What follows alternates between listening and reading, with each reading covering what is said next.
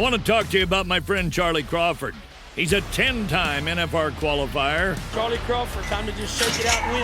Got it on him fast. Set there up. We are. Here's a day money lead. You betcha 3-8. That's an absolute perfect run. Timing was perfect from the time the first swing is up. He's got the control. Charlie made it happen by being timed up with his horse with the steer, and being able to not just rope, but to pick that steer's head up without changing the momentum for the heeler at all. We know his beautiful wife, Jackie, all three of their beautiful children, the founder of the Liberty and Loyalty Foundation, which this year will exceed $1 million raised for military and first responders. I've said it 1,000 times. Charlie, it's time to rope, nod and ride, whip and spur. I want to welcome you to the Charlie Crawford Podcast. Let's ride. Folks, if you're in Texas or Oklahoma and need a top-tier metal building, you need to call the guys at Cowboy Steel Construction.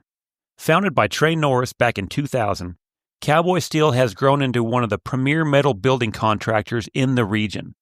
Need an indoor arena or want to cover the one you've already got? These guys know how to get the job done right. Strong, reliable, and built to last.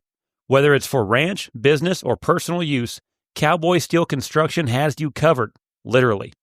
Check out their work on social media at Cowboy Steel Construction on their Facebook and Instagram page, or call Trey Norris at 903-348-4611, and you can email them at cowboysteel2k@gmail.com.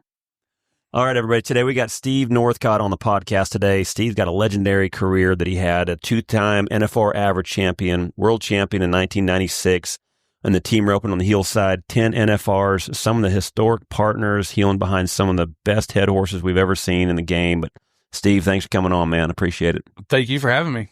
Man, I love to get down the road of kind of the route that you took, and you know the basically the 90s was basically your era. You know, the things that went on back then, the partners, the horses you got to ride, but the more current events now is now you're in the dad coach role, you know, which a lot of us, I'm probably going to be in that as well, been through part of it a little bit, but so many dads out there that are coach/dad, and man, Nicky right now is on a roll. So it's been cool to see where he's at in his career already at a young age. Sure. No, he was driven at, well, I moved out of West Texas and moved over here when he was 12 to get him over here around all the people because I really thought he had the work ethic. He had it all to do, and I wanted to surround him with the best guys in the world. So we moved over here, and that's why we did it. And that probably sounds crazy to people, but that's what I did because I actually thought he's got a chance, you know? Yeah, and this is the place to find out, first off, if you can hang, but then also if anyone's visual, this is where you get to see where all the guys are at to rope all the time and be around it. For sure. Yeah, I get to visit with all of them. And, I was been buddies with Travis Graves for a lot of years, and we'd go rope with him. He would come rope with us. Lived not very far from Jade. I mean, he was around at that time, and still the best guys in the world. And then I get to put my 2 cents in on how this ought to be done, and he gets to watch all the good guys and practice with them, and it just it helped him. Sparring matches. Yeah, and it's like, they had a lot of match opens in the practice pen, and you know how it is. How many NFRs they've won or lost or whatever, Well, I'd love to go down some of the current events with you because, man, the last week and a half has been a lot going on. We talked about Houston. Houston's the biggest rodeo of the year, $65,000 rodeo, and probably I would have to say that the team roping's favorite team in the world would have to be Derek Begay and Coulter Todd. They are. Begay, they're too cool. They're too cool. They're cowboys. Yeah. No, they're too cool. To see them win it, and, last year Derek made the NFR. Coulter, I think, was one spot out. One out, yeah. So, you hate to see that because they're best buds, but then now just go ahead and capitalize, and now they're going back pretty much. I'm going to step out on a limb and say they make it, right? I think they got 91 or 2001 right now, and almost kind of put themselves in a spot because I kind of was thinking they're thinking about going back to the house and doing a little ranching. Now it's like they're going to win another 20, 30,000. And they're in. Yeah, they're in. So, man, what a cool story. And Begay's just been such a winner since he first came out. Coulter Todd, in my opinion, was ahead of his game on the head side. I loved watching him head. Great man, great family man. Also another guy that was out there shoeing, that there was a hard worker ranch family, and then says, I'm done. My kids are going to need grown up, and goes over there and be his dad. And then I don't know if he just kind of went out a few rodeos with Derek and he needed a partner. And then all of a sudden, I think the kids maybe rooted him on. I'd love to kind of find out what that story was. But no, he told me that his kids is the only reason he did it. They're like, no, you got to go. You got to go. Man, so that's kind of why he did it. How cool is that to be able to have the kids spurring you on and watching you just, all right, well, I'm going to show you one more time, kids, how to do this. Now, his boy rope's really good, too. Oh, I mean, he's like, they're little, but they're going to be able to rope for sure. Yeah. But, man, what a cool story to see them, man. On a head ducker on that last one, and they got it done. And a pretty cool interview. No, it was really good, yeah. Short and sweet. Short and sweet. Which is the only thing I would expect out of them guys for sure. I love it, though. I love seeing them guys win. What about T. Wade's and Thorpe's youth event? That was kind of during that event as well. I really admire what they're doing with their platform. I think they're really trying to give back to the next generation.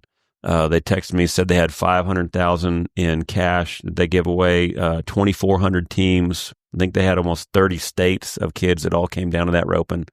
What you haul your kids around to a bunch of these ropings. How big of an impact do you feel like they're trying to make in this industry for the kids coming up with that roping? No, it's a great idea they come up with, and not to change the subject on that, but when I was young, they had a big roping in Allen, Oklahoma. They would get 500-600 teams, but there was only one a year that we would go to, and it brought in, everybody all over the United States also. And for them to come back and start doing that last year, there's a handful of those kids that are rope on a professional level. And they just had an open roping, and it was brutal. So I was talking. Annihilation. It really was. It was like, man, we can't do that. So I was talking to Tyler Wade. I was like, man, we got to do something to where these kids feel like they got a chance, because the way this went, it's going to kill the roping. Well, they made it, I think, 11-5 slide or whatever. And it just evened it out where the top guys won, the medium guy, all numbers got to place in that roping. And they structured it it's a great event. And I was surprised that so many people were there for the way it went the first year. And next year, it wouldn't surprise me if it doesn't double. I mean, It was a cool event. It really was. And then most of the professional guys hung out for the not pro-am, but over and under, hung out and roped with them. I think the first day, Nicky had 20 partners. I think the kids just enter, and then they just draw you a professional guy. And I think Travis Graves, he had 20. I mean, there was a lot of guys that I can't remember how many teams they had, but we got horse after horse we're bringing in there so that they could rope with them kids. And I never had an opportunity like that. That's the greatest thing for roping ever, I thought. Yeah, I love what they're doing, their platform, giving back and helping a lot of the kids. It sounds like trying to help them understand how sponsorships work, getting in front of some of the sponsors, getting sponsors involved, knowing this is the future of rodeo. I know talking with B. Bray, and they're always looking and seeing what the junior events are doing, what the high school events are doing, because they know what's coming up is going to start going to the top. And if those numbers start dropping, they know it's going to start dropping to the upper level. And so to be able to build the kids coming up, and then, I mean, just to look at the opportunity of getting rope with the top guys, getting to watch them guys rope and being around them, then getting to rope with them. And I think they're doing a great job with the platform that they're on. Yeah, for sure. No, I never got to rope none of those guys until I was older, and when you see them, you were like, man, are they real? Are they real? You know what I mean? You've been there. You're like, man, does this guy put his pants on like I do? Or you know what I'm saying? They're like, dang right. You look at them as they're superstars, Mm-hmm. They're way up here, and you just wonder if they're human or not. And, obviously they are, but when you're a kid, you just look at them like, wow, how cool would that be to be that guy? Mm-hmm. You know what I mean? Oh, yeah, for sure. And then also throughout that whole thing, too, with, guys chartering back and forth from Houston to T-Wade and Thorpe's roping, then you had the LoneStar Shootout. And, man, how that roping had to hit home for you. Kaleb Driggers and your son, Nicky Northcott, split $62,000 and the trailer. Yeah. No, it was unbelievable. Really, what a blessing. He had the best partners in the world, though. They put that 18-5, you could enter an extra time is how they do it. So Nicky's a 9-5. The best header in the world's a 9.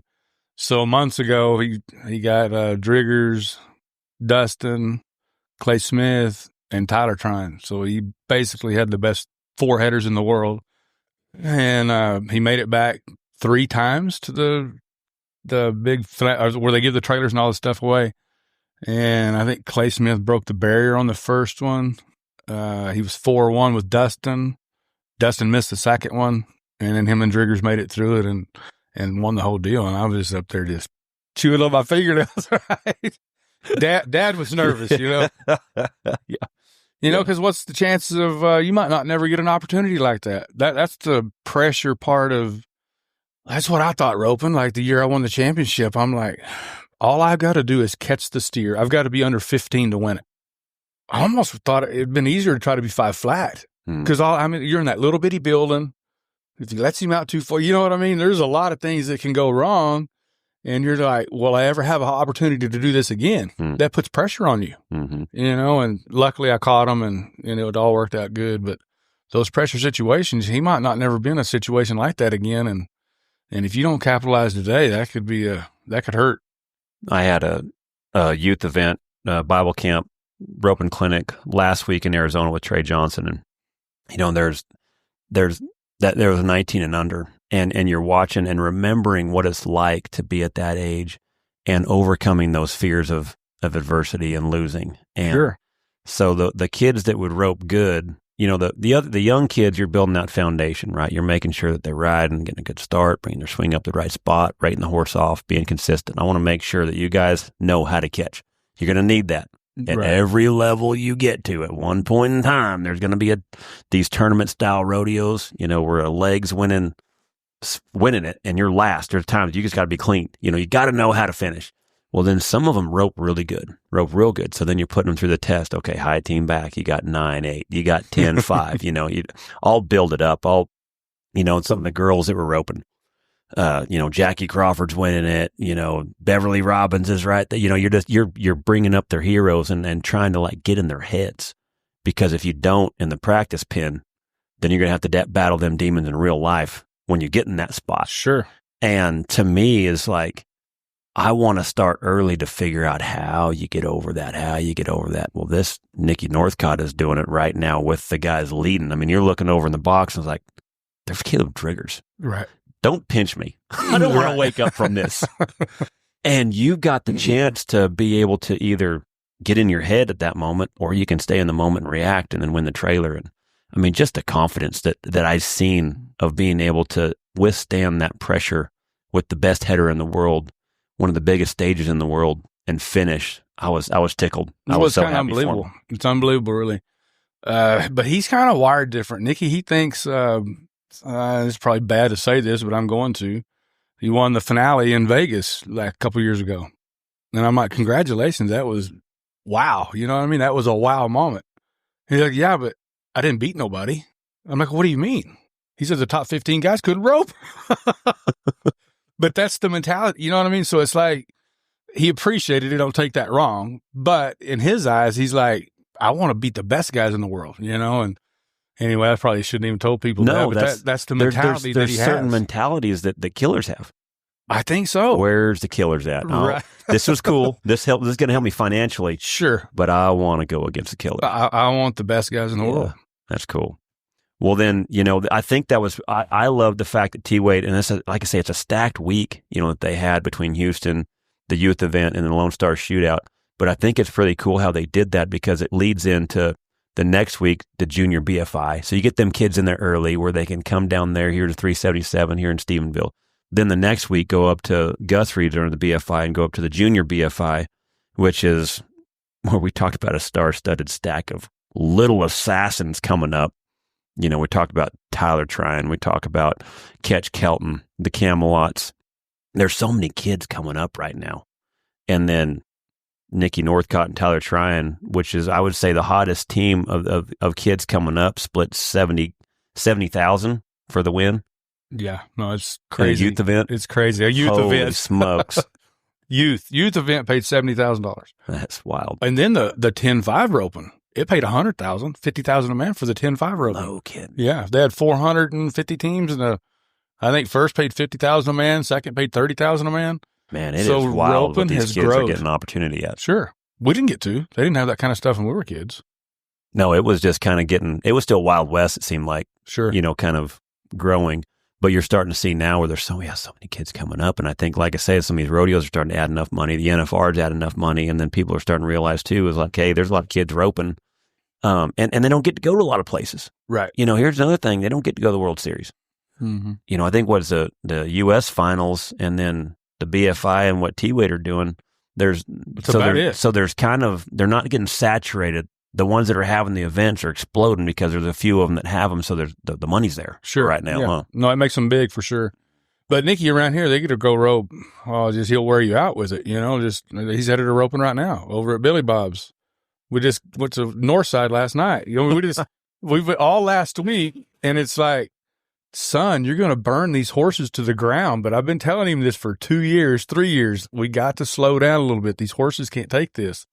But he's got a few horses, so he can kind of pass them around. And that app horse, never heard of this. I've heard of it, but never seen it. Got pigeon fever like 3 weeks ago. You ever heard of it? Yeah, I have. I've never seen it before. I've heard of it. The chest, correct? Swelled up in his chest and busted out. Well, then he finally busted out. We took him to the vet. Almost like strangles, but in the chest. But is in the chest, right? that's it. Yeah. Exactly what it is. And they get it from like parvo, like a dog gets parvo out of the ground or whatever. I guess it comes about.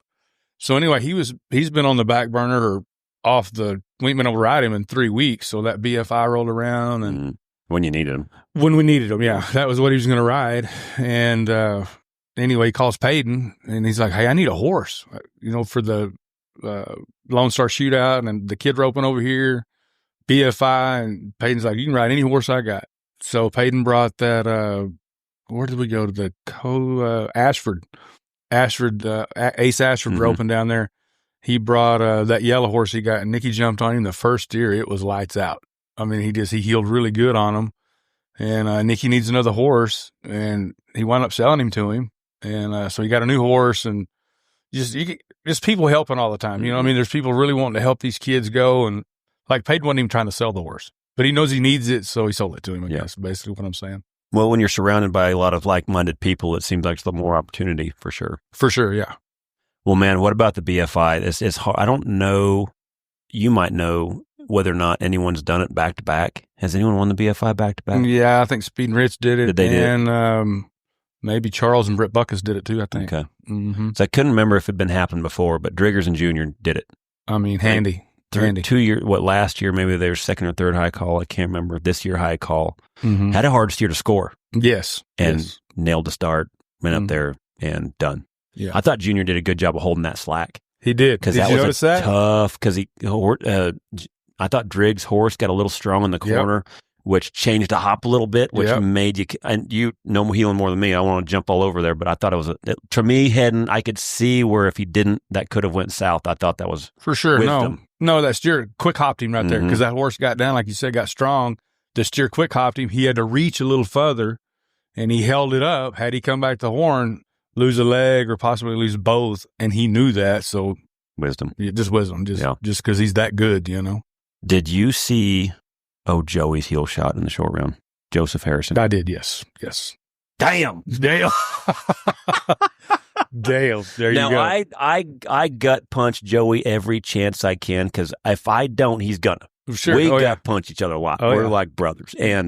But I always give him crap for opening legs. Sooner or later, it's going to happen. And the reason why is because he's not scared to try to win first. He ain't scared. And that was the proof. Yeah, he ain't scared. He had a shot that he knew if he could pull it off right there, he was going to have a chance to win first. And he took it. And he put him out there and pulled it off. Son of a gun. That steer was almost looking at him when he healed it. You know what I mean? He was almost eye to eye. Yeah, the steer was looking at him when he healed it. I mean, it was an amazing shot. It was, man. Yeah, golly. Like the best shot of the whole roping. And I sat there and watched every run. Yeah. I think it was because it was in a spot where he could have took an extra couple swings and made sure he won money instead of like, I've got a shot to win this thing. I got a shot to win it. Yeah. It was cool. It was one of them where you leave him out there and he. Well, what they call it is having dog in you. He's got dog in him. Oh, he's got all dog. Yeah. I tell you what, too, is I thought those horses were, because his partner has got one of the most, that black Hoyt horse can mortally fly. And he's one of the jackpotters of the year. You look at throughout the whole year, I'm going brain dead because I got a whole bunch of stats right here, but Joey's horse won the heel horse. Yep. And then I'm going brain dead. I know who he is. Who's he roping with? Bubba Buckley. Bubba Buckley. That's right. And Bubba last year, he won almost everything. Well, that's who Nicky won the finale with out there. Yeah. 2 years ago. He won. Coming that to black Jackpot. horse. Yes, that sucker can do it. Yeah. So I was very, very happy to see that horse do it because, that is one of the Jackpot horses of the year. Oh, yeah. And that was really cool. That sucker can roll. Yeah. No, he's good all the way around. Yeah, that was cool to see. Joey pulled that shot off, man. It was awesome to see, and they dang near did pull it off. What about old Walter? Walter W. 69 years old, still pulling the feet together. No, he heals good. He really does. Love it. Talk about for the love of the game. Yeah, for sure. 5th place over there at the BFI. Yeah. Just still doing it. I've been dying to get him on a podcast. I texted him the other day. I said, man, will you please come on? He's like, Charlie, I appreciate you. Thank you. I've looked up to you for so long, but I've already told my story. I just want to go heel steers. I just want to go heel steers. So I'm going to keep working on you because I really want you on here. That guy's a great storyteller, but yeah, no, and he's got a good horse now, looks like, or always had a good horse. I think he could make the finals if he had one of them good headers. I really do. At 69 years old. He knows the game. He knows the feet. He does. Yeah, he knows it inside and out. I had to get a kick out of him.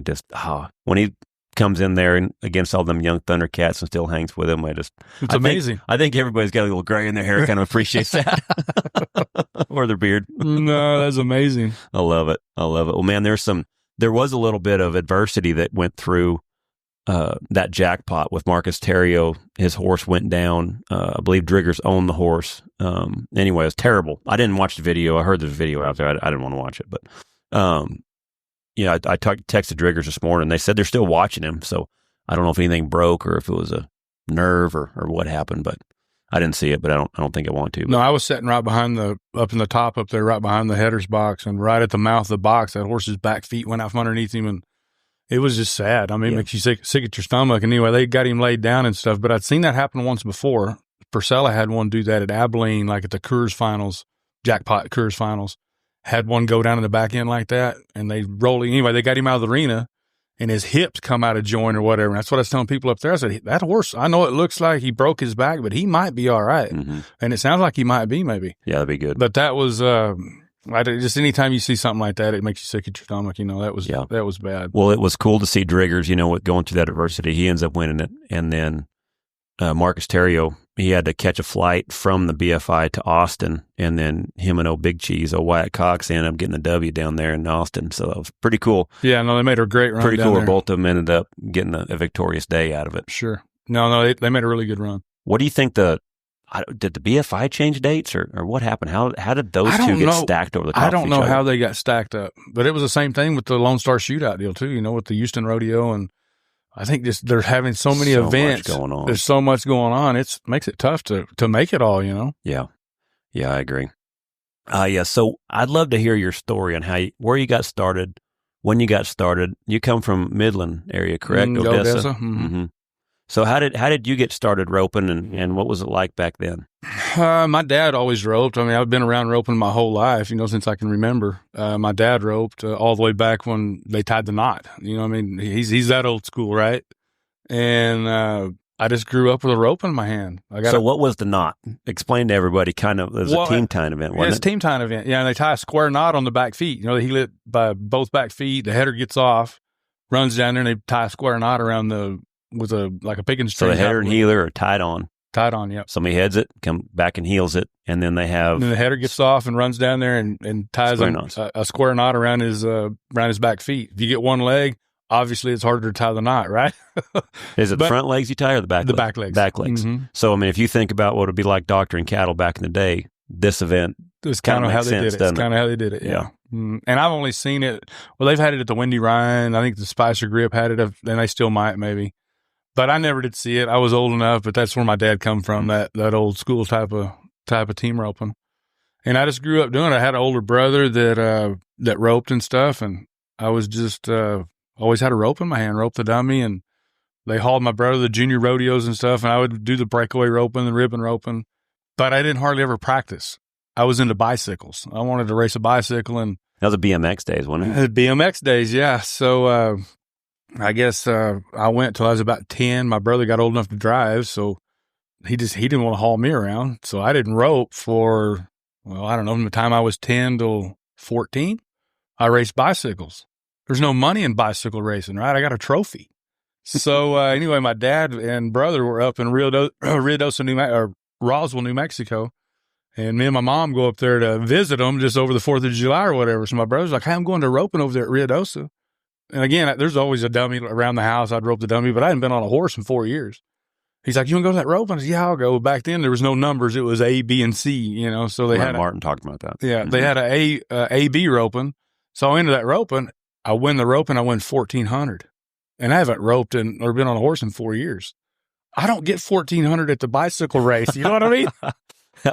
And I'm 14 years old, so I'm like, hey, this might be. So anyway, I get home from that weekend and I start roping. We always had horses and stuff around the house, so I started roping, and that's kind of how it started. Kind of reevaluated the situation, and I won pretty good heading, but again, it was all the B and C ropings basically that we went to around the house or whatever. You know, it was in 100 miles of where I lived, and they'd have A, B roping every once in a while, so I would turn the steers, and heeler's not that good or whatnot, so we go to try a head horse for me at Marty Pesca, which is Marty Pesca's brother.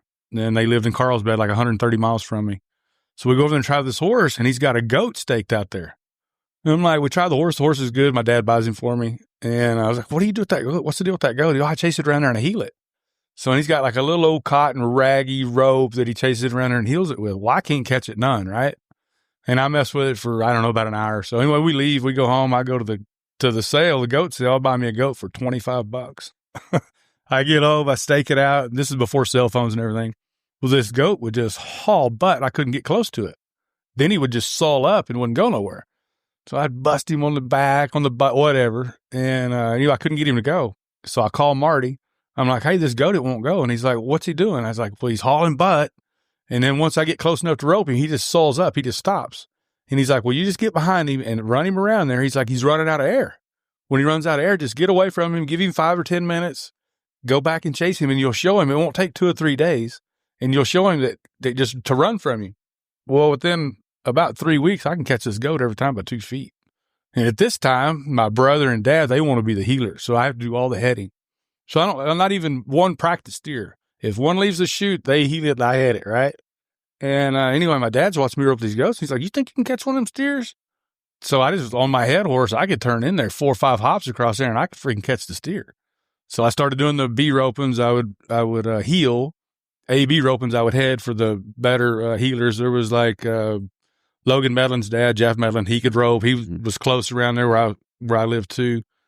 Sterling Price. I don't know if you remember those. There were some guys that roped good. Ed Fernandez. There were some guys that roped really good around there that I would head for. They could obviously out heel me at the time. And I guess I was 15. By the time I was 16, I was basically an open roper. You know, it was that's kind of how it all happened. A lot of that had to be contributed to the getting started with the goat. For sure. Yeah, I'm a Dustin and Squeeza talks about that a lot. He says that's where I think that's going to change the game. For sure. Because he said you already learned how to rope. Yeah. Then he said you learn how to ride after that. At least you know how to rope. Well, and I think it helps you too because your feet are moving. So much. You're timing it up. There's so many things, and if you'll do it, I did this with Nicky. I was like, hey, I know this is fun, but let's do it. Stay broke over at the waist a little bit, and you see the kids, they run by it and fire it over there, and that's not what we're doing. This is keep the same riding technique you're going to use when you get on your horse on the go. Visualize you being on the horse, getting that spot, and then instead of roping and pulling back, you rope, keep going forward. It keeps the goat moving, and it'll just teach you you're going to need this in time. Right now, it doesn't mean anything to you, but I promise you, if you'll do it this way, you'll be all right. And he would go have fun and do their things. You know, him and the Trine boys, they've roped goats for, since they were, 8, 10 years old, and they still rope them to this day. And I think it's made them, even the heading, those goats take off fast out of there. You got to head it. You got to heel it. And close to the NFR. So fast. I mean, it's taught them to be able to rope fast is what it's done. Yeah. And I learned just on a stake. Mm-hmm. And that's how Nicky learned too. And then they started, heading and heeling them. And I think that's made them even better than just on the stake. I think you need to do both because you can slow it down on the stake and repetition. You can do so many shots to where you just do it and you don't think about it. I think that's what you got to be to be great. You just do it. You don't even think about it, you know? Yeah, it's got to be muscle memory. It's got to be in your habits. Yeah, you just back in there. Without thinking about it, like tying your shoelaces. Yeah. Yeah. You see the hop, the timing. Yeah, and you just react, and then it's like you ride out of the arena, and you're like, what really happened right there? You know what I mean? That's when you know you're good. Yeah. You know what I mean? You're like, you ride out of the arena, it's like, wow, we were 4 flat right there. And you're like, wow, what happened, right? Yeah. And you just do it time and time again, and you just get to where you don't think about it. Once you started healing and getting better at it and becoming an open roper, what age were you, and who were some of the guys you looked up to and studied? Well, the guys I studied, and again, you got to see the NFR once a year. Every once in a while, you'd see a rodeo on TV.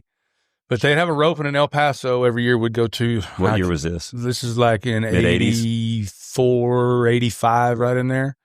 I got to see Ricky Green, Al Bach, Bobby Harris, Sean Howe. Those 4 guys was at that roping at El Paso, and I'm sitting over there just like, wow. I thought I could rope because I've never been around it, just seen them on TV. And then the way I roped compared to the way they roped, and I'm 15, 16 years old this time, I've got a lot to do, boys. That's what I was sitting there thinking. I've got a long ways to go. And then what did you see that made you think that? They rode better than I did. You know what I mean? They were in the right spot to heel the steer faster.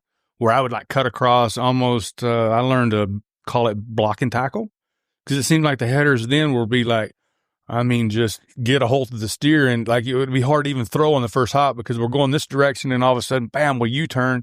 So to me, it was like get in at the hip. I can block the steer, so block and just tackle and catch the steer.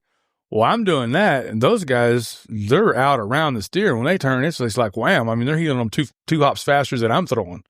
So I get to watching that, and just, it took time for sure. But by the time I was 18, I felt like I was pretty good, really. Out of all those guys, whose style did you like the most? Bob Harris looked the coolest doing it. He could handle that rope so finessey and classy. Gosh, so that was he could heel so easy. Yeah, beautiful swing. Beautiful swing, and it's a big loop. I thought he was the best out of those 4 guys I just named off. Sean Howe, I liked his style because it was little loop and it was tight. Mm-hmm. But it wasn't as just Bob Harris made it. He made it look cool, man. Oh, man. It was so smooth and pretty. Yeah. I remember when he had that red roan, just some of the heel shots, the swing was always over the back, and they could be even hopping fast, and it still never looked hurried. No, he was handy. So smooth. So talented with the rope. Really. And then Big Al is just his range. Yeah. The stuff that he could, the shots sometimes he could pull off was like, gosh dang, how did he do that? But the wingspan that he would have, they could almost get away from him. He could still kind of get him there where they give him an advantage a lot of guys couldn't. Sure. Mm-hmm.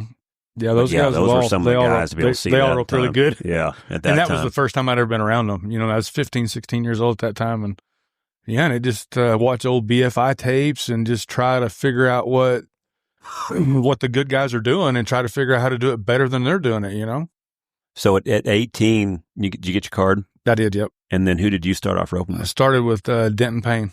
We were both kids. We were both 18 years old. I'd never been to California. I needed to fill my permit. You had to win $2,500 to fill your permit then. And I think I needed to win $300. So we entered Brawley, California. So I'd drive from Texas all the way to Brawley, California. Then I think it was Cotton Rosser had the rodeo. And I got a little dun horse that's 14.2, weighs 1,000 pounds. I'll walk over there and see what I got drawn. The cow is as big as my horse. Was that little Dunny? Yeah. The steer's feet were like, that steer's feet's bigger than my horse. Especially out west. Huh? Huge. I'd never seen that before. I'm like, wow. Anyway, I wound up winning third. I think I won $350, and I needed to win 300 or something to fill my permit. So I got it filled. What year was this? That would have been 88. 88. Yeah, but I'd never seen nothing like that. Those steers were huge, and they would hop here, jump, seemed like it was 20 foot before they hit the ground again. And that was a change, too, as far as the rodeos. It seemed like they roped bigger steers, and me just going to the jackpots as a kid, the steers would take 2 hops versus the bigger steers would hop once and cover the same amount of ground. So it was like, I've got to learn to ride because my horse is tight. They can get away faster. They get away. Yeah, and I didn't have the range. So it was like, so I started jockeying my feet. So it was a learning curve, and I don't think you ever get done learning. I think you're always pushing yourself. If you don't, everyone passes you. And that was a tough deal for me to ride and swing the rope and time the steer and do all that and still stay close enough to the steer when he's taking them big, huge, long hops like that. I would agree, especially back then, because so much was also evolving. cattle were evolving, headers were evolving, the game was evolving. So the more it evolves, the faster it starts getting. And then also, too, is it didn't seem like there was a lot of blueprint back then. You guys were all kind of figuring it out as you kind of went. Sure. Oh, yeah. It seemed like once Jake and Clay it feels like mid-90s, they kind of developed a way where they've got their first swing up. They kind of almost started becoming a blueprint on how to get one caught. Sure. And to me, like that's the runs they would make would win a 13 run down all the way down to us. You know what I mean? And so there was a blueprint getting made, but at the time, everyone was kind of figuring it out on their own and developing their own style by watching each other, it seemed like. Sure. For sure. And then Jake, he was, when I first got in, like say 88 or whatever, he was more of a bomber, really. And then it was like he changed where he was almost like just run to the hip every time, and they would run a steer a long ways down there, halfway, 3/4 of the way down through there, and they would announce their time, and you'd be like, what? How? I mean, it was almost like breakaway roping. I'm not kidding you. When the head rope went on, the steer turned, and Clay heeled it, and it was like, that's what I was telling everybody. I said, it looks like breakaway roping. How far can you run one in the breakaway roping and be 5 flat? Think about that. And that's what they were doing. And that was kind of the standard that Jake set. So then you got Matt Tyler, Charles, they're running them down doing the same thing and competing with them. Yeah. But then you got Jake at the finals, could right over the chute. He could be faster than those guys also. And he kind of had the best of both. He had the mix. He had the mix. He could do both. So he was the best header and he had the best healer too, or I guess arguably, but you know what I mean? And so they're going to dominate, and they did for years. And then it was, here comes Speed Williams, Yeah. And So we didn't even know you could. No one even tried to head the steer that far out there. No kidding. So 88 was your permit year? No, I got your card? permit. Permit was 88, and 89, and 89. So when's the first year you started trying to make the NFR? I tried that year. In 88? 89. 89. Yeah. So I rodeoed all winter, was Denton, and I think we might have won $3,500. And I'm still just going, right? So I'm in Reno, and I'm like, man, we ain't doing no good. I'm going home, right? So I draw the loper. I'm first and last. Draw the loper.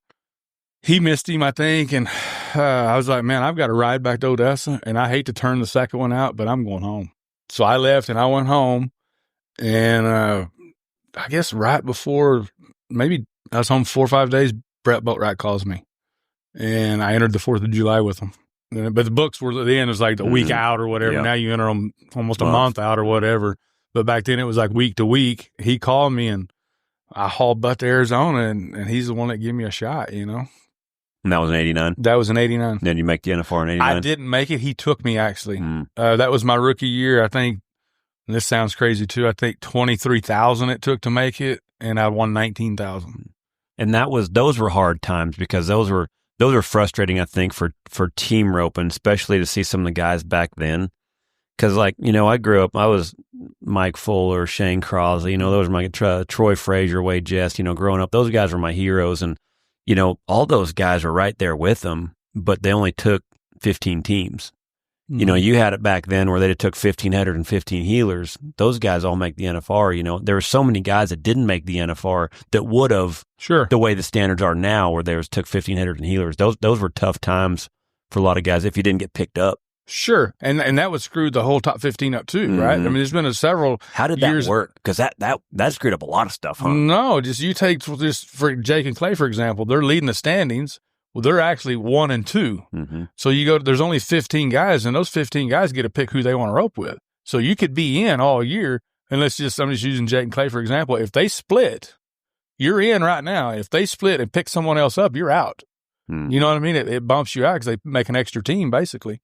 So the guys that roped together all year, if they split and took someone before the finals, and there's less and less that make it. There's less and less that make it. Yeah, exactly. Doyle, every year, someone would call Doyle. He was so fast in there. He wouldn't even rodeo. He'd go win his 4,000 or 5,000, whatever it took to get taken, and he just sat at home, just wait on the phone to ring, and someone would call him every year. But he was fast in there, Yeah, that was an interesting time, wasn't it? No, man, that was. We had a lot of fun. Yeah, it was. And then so 89. That was your first chance to get to go to the NFR. Yep. Rookie of the year? No, Andy and Naya beat me. Yep, I didn't. No rookie. And then so the 90s start. Now, when did so you rope with Boater in I roped in through the winter, and I think I started on with Charles right after the 4th of July, I think, or maybe I roped with him in the 4th of July. I can't remember. We started kind of in the middle of the year, but the year was longer then. I mean, it started. I think the last rodeo was the Cow Palace. The first week of November was the last rodeo, and then it started right back at Odessa. So it wasn't as much downtime as the way it is now, or whatever. And then, so when you started with Charles, that was the Scooter era. Correct? That was he had just bought him, and he had a bay horse that he was riding. And Scooter was only 6 years old, right? And that horse had back in the box, and we'd taken him to the Scott, Kansas rodeo, whatever, just one that adds 500 or whatever, and he's just checking him out. And this horse was back in there and point his ears forward, and I'd be just blast to start, and we'd win the rodeo. And he's like, man, this horse is only 6 years old. I think I'm going to ride that other one over there. I'm like, no, let's just ride that gray one, right? But that horse would do it at 6 years old. I mean, just back in the box. And I used to tell people, I was like, after he rodeoed on him the first year, that horse knew what the start was everywhere. He really did. That horse would he was so good and fast. He was unbelievable. Yeah, I think a lot of the fraternities now are based on that horse. I think because some of the guys had seen that horse, that was how a horse worked, how he scored, how he ran, how he handled the cattle, and how good he faced on a tight rope. He was one of them that everyone, even this generation, even now would know almost dang near who he was, because he was just such a phenomenal horse. Sure. And I followed a lot of the best head horses in the world, but if you looked at it, the way that horse, just like you said, the whole run that horse made, you couldn't fault him nowhere. Yeah. Not at all. So how long did you rope with Charles? We actually roped a couple of times. I roped with him all half of 90, all of 91, and 92. So 2.5 years, I guess. And then in there was some Matt Tyler. That was after. There's some Rodeo Mania in there somewhere. Rodeo Mania, if I remember right. Yeah, oh yeah. I was a huge fan back then. I mean, that was what I grew up falling asleep to, watching the sports news. And, that was when roping started getting pretty cool. Right. Like it was Matt was Rodeo cool, Mania, the Matt Fresh Poppers.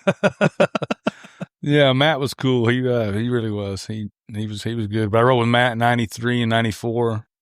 What was some of them head horses he had? Because he would ride a runner too. Yeah. No, he always had a good horse. Always. But Matt was he would buy one. He bought a couple of them from Jake. And he was like, I'm gonna go try that horse at Jake's. And I was like, I think it was a Bulldogger had that horse up there in North. He would rear up in the box and stuff. Rear up and just stand on his back feet, maybe hang his feet over the side or whatever this horse. And I'm like, why are you going to try that horse? And Matt, he's like, he never was never mean to a horse, right? He's like, if that horse had a friend, I think that horse he could be the best one. So we go try him. Sure enough, he hops up on his back feet and stands there for a minute. Matt pets on him and stuff. This horse sits down. And I'm not joking you. That wound up maybe being the best horse Matt ever had. Even though he had some good ones, that one was, that horse was really, really good. And he would hop with Matt every now and then, but Matt would just pet on him and feed him some cookies, whatever he would do, right? And the horse did it, right?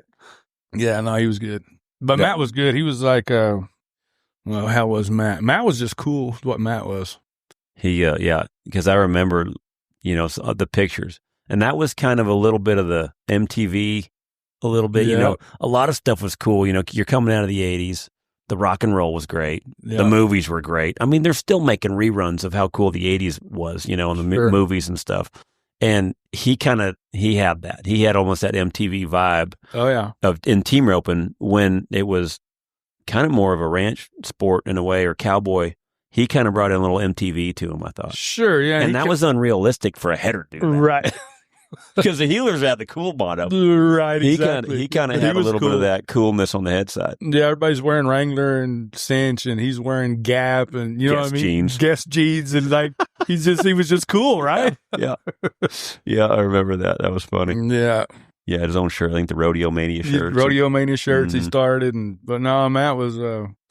Now, if he was doing it, it was cool, Did you guys get some BFI wins together and George Straits? I won it with Matt in 93, the BFI. Because those were the jackpots back then, right? There's only a couple of them. You had the U.S. finals that were decent. Yeah. I think that was good back then, wasn't the U.S. finals? Yeah, the first year I think was 92, maybe, or 91? Nope, 90. I won it with Charles the first year they had it. The first year it was in 1990. Then it was the BFI and then George Strait. Those were kind of your three, wasn't it? It was only three there was. Wendy Ryan. Wendy Ryan Roden was still good back then. But that was, I guess, four I guess, good jackpots. And so you're healing for the guys that are good at all those ropings. Yeah. So you're making some side cash. Yeah. Jackpotting. No, I had the best guys in the world. Yeah. All 10 years I've done it that would rodeo but the rodeos were different there was a lot of two headers, a lot of 2 and shorts back then. So if you had Charles, Matt, Steve Purcella, they don't miss, man. I mean, and they're riding fast horses, man, and they get out of the barrier. And, like Matt, I can't think he might have broke the barrier 3 times for me in 3 years or 2 years I roped with him. I mean, did not break the barrier and turn every steer. Yeah. In fact, when we started roping, he told me, he's like, hey, you need to be looking for another heel horse because I'm going to wear that one out. I'm going to turn you so many steers that you're going to need another horse. I love it. Yeah, no, he was, Matt was confident and can back it up, Well, those were the guys I followed because those were the guys that made money. Sure. They made money jackpotting, and they were always right there in the season. Oh, yeah. Usually the leaders going in. Sure. And had the head horses that could run. Yeah. A lot of right to left. They were ready to rope when they got there. They handled the steer on a short rope, and then bam. Yeah. No, they were good at it for sure. Ropers, are you ready to step up your game? My online course, The Basics of Roping, is built for beginners, but packed with tools to help ropers of all levels sharpen their skills. With over 2 hours of instruction, frame-by-frame swing breakdowns, when to turn your hand over to keep your loop open, when and where to let go of your rope so you can get the horns in the middle of that loop, over 15 dummy drills to simulate real-life runs, you'll have everything you need to improve. Go to charliecrawford.training and follow the link under the course tab to get started today. And then you started getting a chance to rope with Cheese.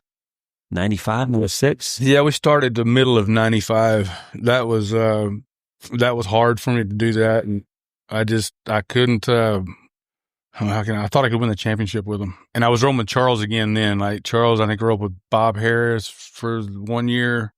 We quit in 93. I roped with Matt 93, 94. And I think Charles was roping with Bob, but Bob was going to go home or whatever. So I heard that. So I called Charles. I was like, hey, man, I heard you need a partner. And I think I rode boat right that winter, and he didn't have no horse. And I think we won the 3rd round at Houston. I think that's all I won all winter. And I start roaming with Charles, and it was just like win everywhere. So we get to Reno, and I knew Purcella because we were around each other. He's like 3 years older than I am, but we did a lot of jackpotting together, like them places I was telling you about earlier. And he was roaming with Richie, and Richie was going to start roaming with T again. Anyway, everybody's splitting up, right? And me and Charles have been kicking butt, and I hated to do it, but I thought I could win the championship with him. So I told Charles I was going to rope with Purcella, and same deal. You didn't enter the rodeos so far out. So I was entered at all the 2 headers with Charles on the 4th of July. We're all buddy too, right? So this made it even better. Charles was roping with Brett Tanazzi. Or no, Purcella was roping with Brett Tanazzi. I was roping with Charles, and we're all buddied. So all this swap, Cheese comes up there, and he's like, hey, man, I'm going to start roping Bob Harris if you don't do something. And Bob Harris had already went home, but he's going to come back out now or whatever. And I was like, man, he's got the best head horse. He's fast. This was the Butterbean days. This was right? the Butterbean days. I've got to do it. So I did, and I think Charles probably feelings are still hurt over it. And if he's listening to this, I apologize, Charles, but I had to do what I had to do, Well, then in 96, it rolled around. It did. In 95, I roped terrible at the finals for Purcella. He should have won the championship, and I roped terrible. And then the next year, I think back then you go to 100 rodeos, if I remember right. And I think we went to 63 rodeos and won the whole deal. You know what I mean? It was like that horse was that good. If you win at all the big stuff, you ain't got to go to the mini rodeos. What was so good about that one, you feel like? That horse he was fast, strong. You'd be in a tight spot, he could still pull the steer, but not be too tight. You know what I mean? Let him do what he needed to do, and then face. I mean, it was any narrow thing, and then he was good outside too. He was just one of those the only freaks hole where in that horse was he didn't around. score. The horse, he rode him in a little short shank gag bit, no curb chain. Put a curb on him, the gate span, you'd rear straight in the air. So then it got to where at one point he was like, we got to figure out a way that I can score this horse in this bit. And when I had him, I need to get something other because I can't hold this. So it's just running off. You're on your own back there. I have. I've had a couple of those. He's like, I know what you're saying. Is there some way we can swap the bit in the middle of the run? I know exactly what you mean. I do. Yeah, so He scores in this. He runs off in the corner with this. Yeah. He's good in the corner here. Scores terrible. Right. Yes, exactly. But yeah, that kind of, he got to be in that way a little bit. And anyway, he had rode him for, I don't know, he had 4, maybe his 5th year in, maybe longer than that. Maybe 6 years he'd been riding him, and he was just starting to get strong in the turn, and just, you're on your own heeling him, bud. That I remember he could run. Oh, He man, could he's roll in fast. smooth. Yeah. And looked the part too. Like No, he looked did. like a head He horse. looked like a head horse. It was cool. What was the culture like back then? Like when you rodeoed, we talked a little bit about the steers, but like the rigs, we talked a lot about the jackpots that were kind of there, but what was the culture like back then? Because you're seeing what it looks like now. Sure. What was it compared to like the early then? 90s was all Capri camper. Mid 90s, maybe 93, 94, we're starting to get the living quarters trailers, but they were building them with no feed mangers in them. There's no place to put your buckets and stuff. So it was like, I think Richie, he was the first one I'd been around that had one, and we all go to California together, and your rope bags, your buckets, they're just in the living quarters of the trailer, There was no room in them, so they got where they built them better and better, and then the trucks didn't run as good back then. So it was like the trailers were long, you know what I mean? And it was, we thought they were long. You had a 6-foot short wall. We thought they were huge, exactly. right? Now it's like they got 20-foot short walls or whatever they are. But no, it started changing in the mid 90s. I feel like they were starting to build the trailers bigger and better. I think the trucks were starting to run better, and some of them trucks couldn't, wouldn't hardly get up the mountains. Yeah, I remember the 454 days. The gas trucks, and then the Dodge Cummins came. Yeah, and then those were they were awesome. They were awesome. Got decent mileage. I think the 454 is what, 4 to 5 miles a gallon. Then you had the Dodge Cummins, reliable. Yeah. And I think maybe more power going up hills. I couldn't remember. They were torquier. They were more torque. And your mileage was like 12, 13-ish around there. Oh, they were good. And, but uncomfortable as hell. Remember the first extended cabs they had? They just had a seat. Yeah. You know what I mean? Like against both windows. That? Against both windows, and you're looking at each other. Going down the road, you get a creak in your neck. You're trying to look and see what's going in front of you. Then somehow you try to sleep. Yeah, these kids nowadays have no idea. I mean, they run around in luxury compared to what we did. Oh, yeah. Yeah, because I remember the 454s, the ones we had when I was a kid, they didn't have AC. So, I mean, the floorboards as hot as hell. Yeah. You could always tell who was on the passenger side and who was driving because you had your arm out the window. Right. Whoever had the sunburn on the right arm, he was passenger, and the one that had the sunburn on his left one, he was driving. He was driving, exactly. Yeah, I know it's come a long way since. And loud. Yeah. The little trucks were loud. Yeah. But yeah, so the Dodges then were the Fords now. Yeah, exactly. Everyone had a Dodge if you're rodeoing because those were the most reliable ones, huh? Yeah, for sure. The when it started getting a little bit easier, it seemed like was when they had the Capris, when you had the boot, when you can slide in between. Yep. You can go to the cab, and then the back window had a boot in it, so you could go from the back seat and just go straight to the camper without having to pull over. No, we had those too, and I didn't care. I'd buy one every year, and I'd get rid of it because it's like you don't have a truck no more. And even if it's the rodeo, you got to go to Bellahey or whatever. You got to go hook on the trailer, and it's like you didn't have a truck, Yeah. So I would get rid of it when the season was over with, and then when the summer rolled around, I'd get another one, I did that for 2 or 3 years, I guess, before I got my first living quarters trailer. And, those things have come a long, long way. What about some of the buddy teams you had? Because it feels like back then there were some great storytellers. Like I remembered just being able to sit on the fence and listen to the guys talk because there was so much more of an art to storytelling back then because there wasn't no cell phones. Right. Yeah. Just some of the guys that got to hang out. Who's some of the guys you got to buddy with when you were out there rodeoing? I buddied with Jake and Clay a couple, 2 or 3 different times, I guess. I was roping with Matt, and we were flying from Dickinson, or we were flying to Dickinson, North Dakota, I think. I can't even remember where we're coming from. But I was always the littlest guy, right? So I always sat in the back of the plane, how the pilot wanted to stack it or whatever, and it's like a puddle jumper plane where I'm basically haul 5 people, pilot and 4 guys. Well, I'm in the back of the tunnel back there in the back. I can just see out the side right here. Well, we're just buzzing along there. It's like it sounds like it's got enough power to go anywhere. So I look over here, there's a mountain. I look over here, there's a mountain. So I tap Jake on the shoulder. I'm like, can we get over that? And it's loud, it's loud as hell in there. And I'm like, can we get over that mountain? So here in a minute, we buzzed through there, and it was like a valley in it. And you could almost reach out and touch both sides of that mountain. And I'm like, why are we doing this? Well, the rodeo pays $1,200. Chasing those points. Chasing them points. That's why we're doing it. And I had a couple, Sean McMullen, Strand Smith. They had a plane in Pecos. Same morning slack, rope at Pecos. They team rope first. Greeley, our time change. Slack starts at 7, Pecos 8 at Greeley's. So we get an extra. We got 2 hours. So anyway, Strand and Sean McMullen, they're trying to fill this plane up, and it was a high wing plane. I think it hauled maybe 10 people. So my back was to the pilot, and we're telling this guy, hey, we're in a hurry or whatever, right? And then all the other guys, I can't remember who all was on it. Anyway, we're getting close to Denver or whatever, and anyway, that pilot goes over and, hey, does anybody know where the airport's at? I'm like, hey, fellas, does anybody know where the airport's at? The pilot wants to know. So we're all looking around or whatever, like, oh, yeah, right over there it is. So he turns it down sideways, and it's like, the G-force in there, right? Yeah. He's trying to get us over there because he's in a hurry because we've all been on him. Hey, we got to get there. Well, as we're going down, the plane starts filling up with smoke. The cab does. I mean, we're almost on the ground, and it's getting where you can't hardly breathe. Well, I guess the right engine had just went out of that plane right when we were landing. Again, we get on the ground. We heard Purcella, he kicks the door open as we're going down the runway trying to get it stopped. And it was filling up with smoke. And anyway, Strand and them had that plane chartered all week, and they had to get a new plane because the motor went out on that one. So, I mean, we were that close to. Yeah.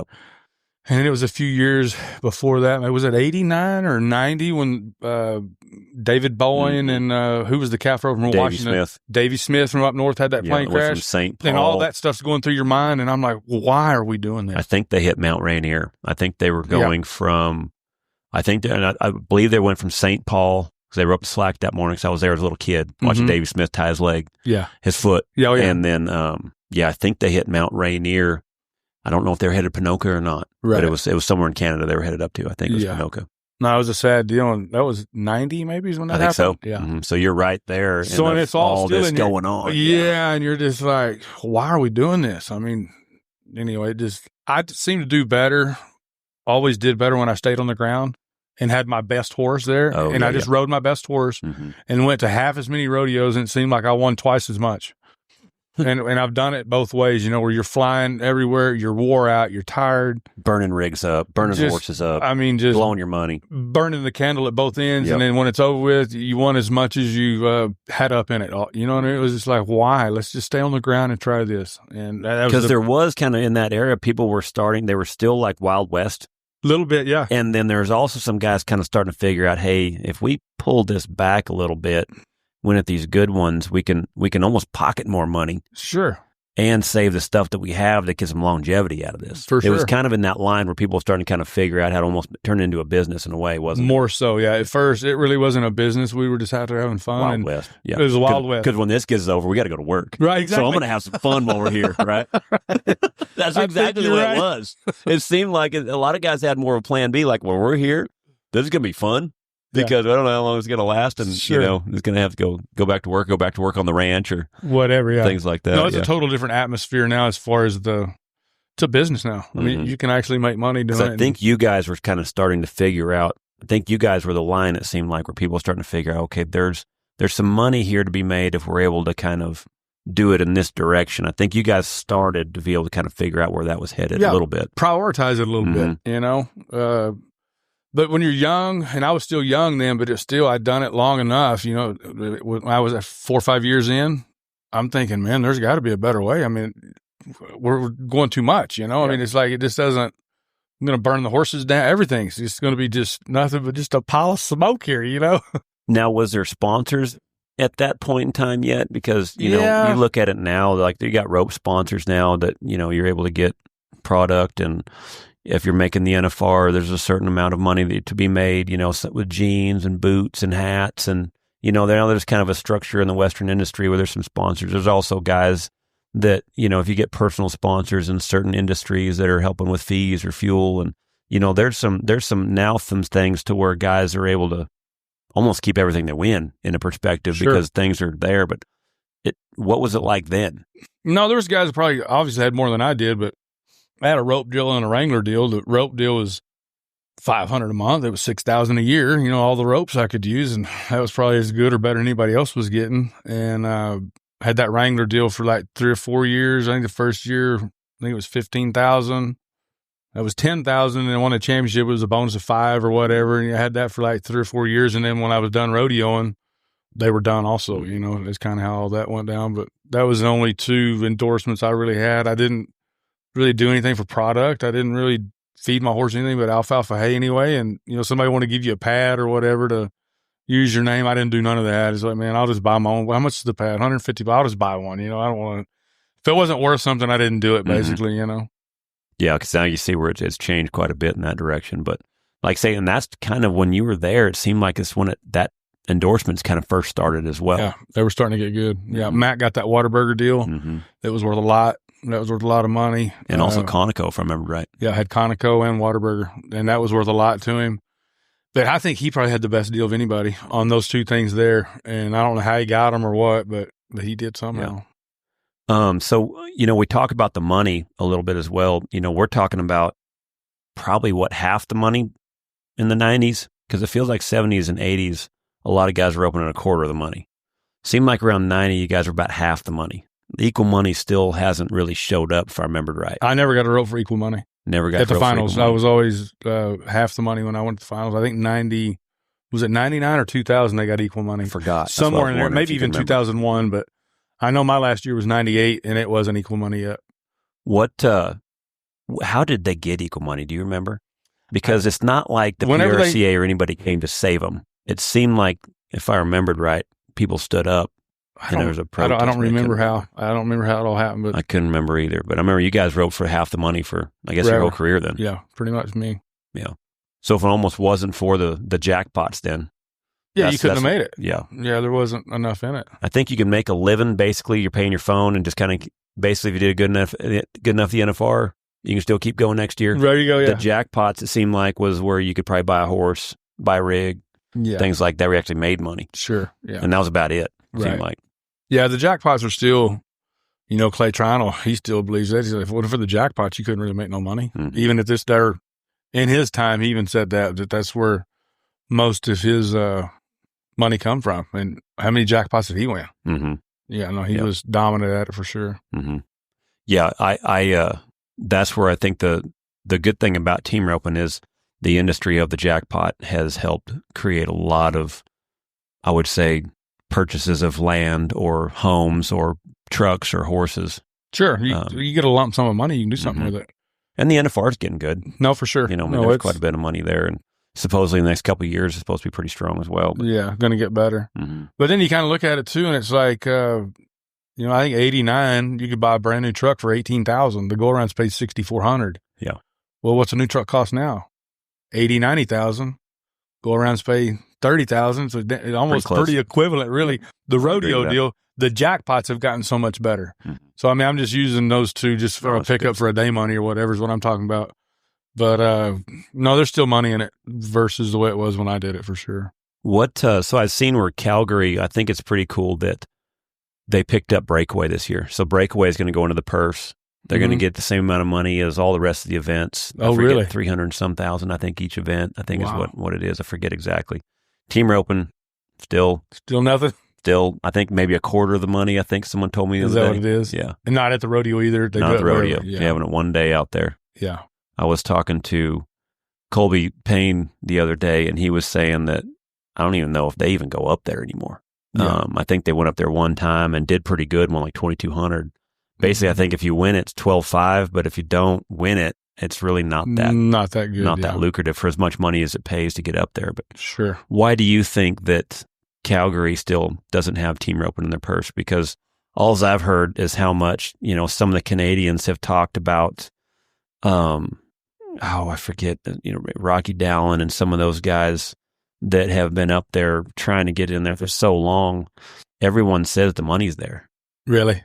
So how come, what do you think? How come? I have no idea, other than they just don't want to mess with it, you know? Yeah. That's why the contractors didn't want to do the team roping forever either, make it a mandatory event, because they would not do it if they didn't have to, you know, because they got to deal with more cattle, it's just more work for them. That's what I forget. That's when you were in the era when they finally got it mandatory. Yeah. Correct? Just not equal money. Just not equal money, but it wound up being mandatory. but the equal money wasn't there for, I don't know. And then you had some of those old school guys too that they didn't like the back-to-back. They tried back-to-back at Denver one year. I thought it was the greatest thing ever. Boat race, that deal sucks. And I'm like, well, how does this suck? The year before we were up here, we were first and we were last. So we drove up here, run one. Then we had to drive all the way back up here to run the second one. He said, yeah, but you get to draw out the whole pen of steers that way. And I was like, well, we're last. They've already run all the other ones. How are we getting to draw at all of them? Does that make sense? All the steers are gone, but these last 10 are for the extras. Uh-huh. We're only going to get to draw out 10 of them anyway when we come back up here. He still didn't agree with it, right? Yeah, that was a huge game changer with the back-to-back. And but yeah, how, like say, breakaway snuck in there, and then they've got their own problems, being the breakaway ropers of, they're still trying to get in the NFR. Sure. It's interesting when you talk about where breakaway's at, where team roping, they've kind of had to battle their way in pretty evenly when you think about what they're trying to go through as well. But they'll get it in there one of these days, don't you think? I think that it'll get there. I just know that there's no talk of it anytime soon. From the guys up there that could pull the strings to do it. There's no word coming out anywhere to us, that. Yeah, they don't want to talk about it. Yeah. Yeah. So, but yes, I eventually, I really do. Yeah. But I was just curious why, I still just don't get why Calgary don't. You think about a ranch pen. Right. If you're going to doctor a steer, that's about as, and what I always say too is that, the economic impact of what team roping provides for the Western industry. Sure. Is bigger than probably any other event. When you look at the jackpots, what they pay throughout the year, what the horses, the feed, the trailers, all the things that are getting used in this industry, the team roping is a strong supporter of this economic impact. And usually the sponsors are usually in the Western industry. And so for that not to get on that big stage there, and then why the PRCA, I think it counts for the standings. Right. So how do they not have their strongest membership? Yes. Why are they not having their backs, and they're going to approve it, but they're still roping a quarter of the money? I'm still curious why that's. Well, it's just the PRCA. They don't have to. That's why. Yeah, they're getting their 6%, I guess. They're getting it anyway, so it doesn't matter. Yeah. It is wild, though, how I was curious if there was been any talk, because when I brought it up to some of the guys, it's like, they're almost like, man, we've got enough rodeos to get to in a way, so it really wasn't that much priority. But yeah, it's weird to see where some of that stuff's still there. Like when you were there, it was there. It was right in your face. Sure. But, where Calgary's still kind of holding that still, that same stain of not being in with the team roping. So so when you end up winning the world title, that had to be something, I know you and Charles were close. I believe you and Matt had to be probably close, I'm sure. And then, man, you get that world title down, that's something that for every kid growing up, that's the goal, that's the dream, man, to strap that buckle on to see it. What was that like for you? You're probably not going to hear this either, but I'm going to tell it anyway. It was my goal for sure, but I think I was so shallow-minded that was all I could think of, that I thought it would be Lear jets and limousines, where I didn't have a concept of what it would be like to win it. I remember driving down the road and with Jake and Clay, and Clay's laid back in the seat and his buckle's shining off the window over there. And I'm like, how cool would that be to have that? So the first night when we win it that night, they have the awards banquet and all that, and it's all high fives and it's all good, right? And then the next morning, you load all your stuff up and leave. You get out there, there's no one here. There's no one. Everybody's gone. And it was like a letdown, meaning it ruined me. It wasn't the banging that I thought they would be. You know what I mean? I was so shallow-minded that I just couldn't think past winning it. Well, once I won it, I'm still the same dude, man. It didn't really, and now it's cool, and it was a few years later, but at first it was kind of depressing, to be honest with you.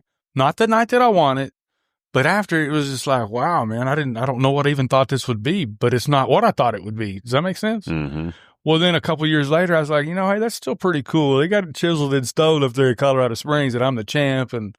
But at first, it wasn't as, I didn't react to it like I should have. I didn't have the feeling that I should have had in it. Well, because I think that's what's important to kind of understand is for a lot of the people listening is the sponsors wasn't like it is today.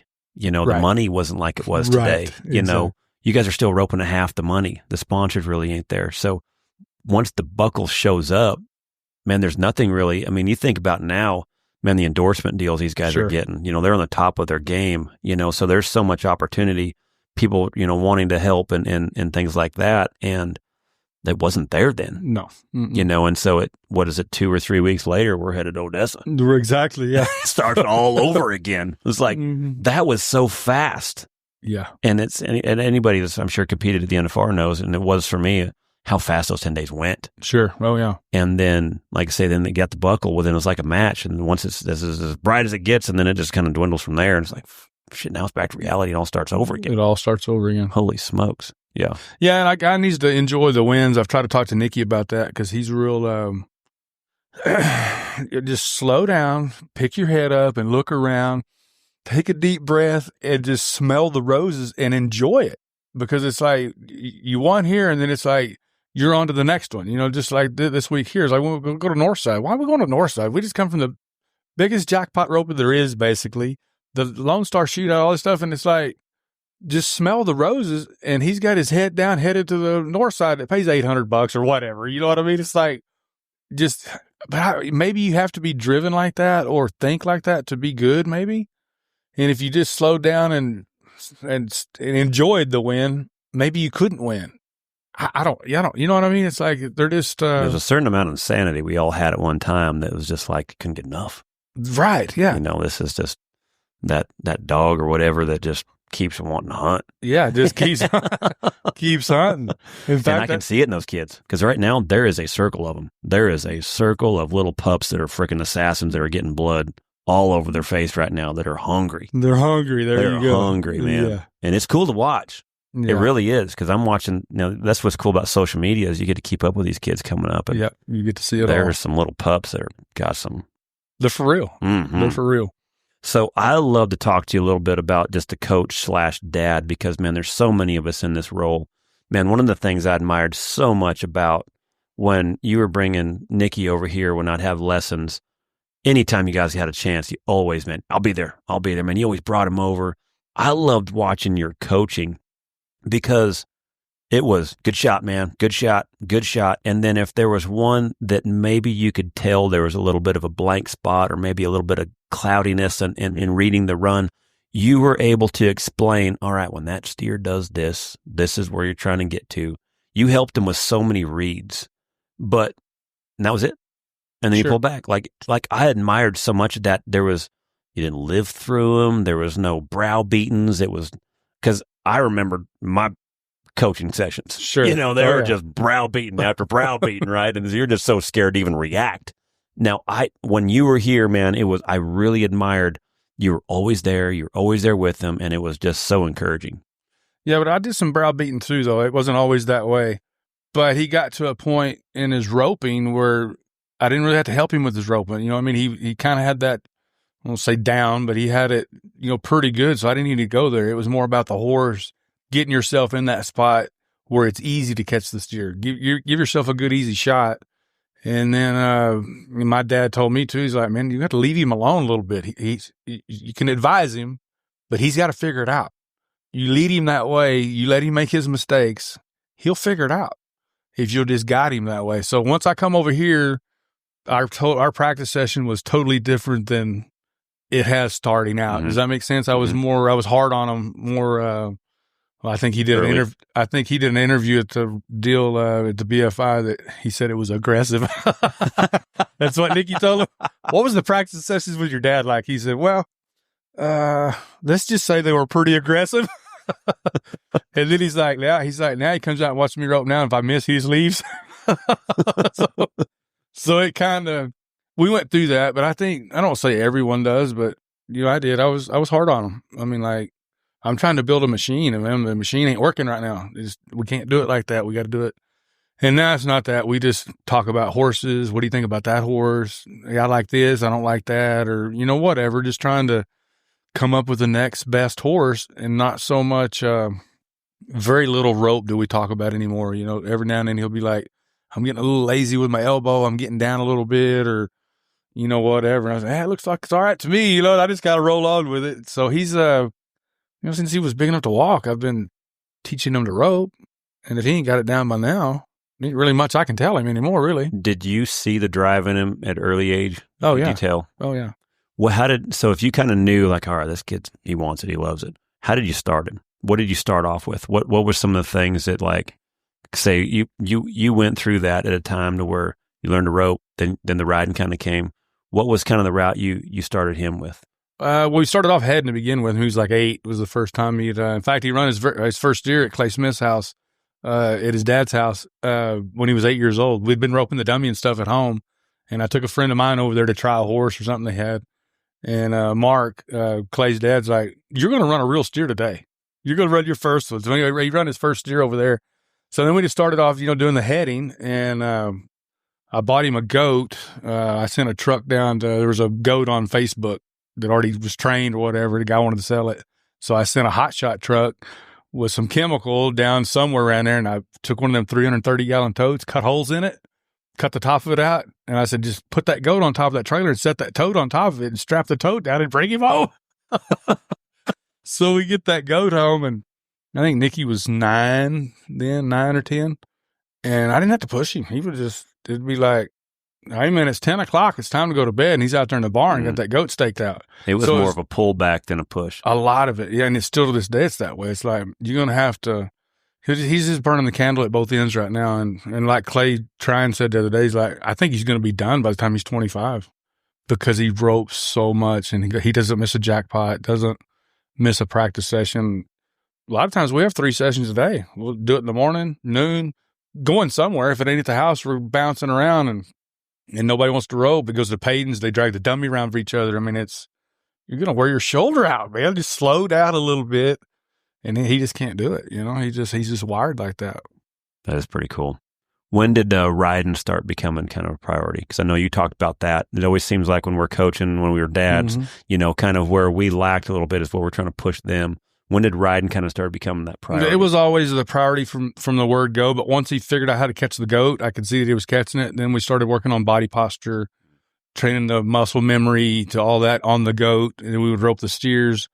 I even, with no saddle, just get on the horse bareback. I pull the dummy around for him and would rope the helomatic with no saddle. Just let's do it bareback. Have you tried that?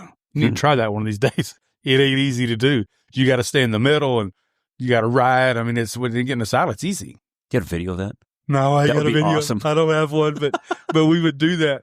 And I think that might have helped him as much as anything. Now really. Explain that again one more time. I want the visual of this. What did you do? I pulled the helomatic around for him, and with no saddle on, he just got the bridle on his horse. He's just bareback. Bareback. Just bareback. Now, did the helomatic hop? Oh, yeah. Okay. So then it's like you got to get the horse in rhythm with the feed, and so we would do that for a little while. I wouldn't need a helmet. I'm going to need a helmet because I know where I'm probably headed. I'm leaning on that right stirrup. Face mask, too, because I got a big nose. But that was kind of we did that for a little while, and I haven't done it in years with him, but when he first started, when he was 10, 11 years old. There's some balance there. A lot of core and balance. Core and balance. You got to stay in the middle of the horse. You got to ride. And I think that kind of helped him get going. And then I don't know, I did it for a little while, but we haven't done it in years, Mm-hmm. It's almost like we're past that. Yep. I was just trying to get that. This is what we got to do in the saddle. And if you can do it bareback, it'll be easy in the saddle. Well, there's some creativity to it. But like I say, you're right. There's a lot of balance and a lot of core to be able to hold that spot. Sure. Mm-hmm. That is cool.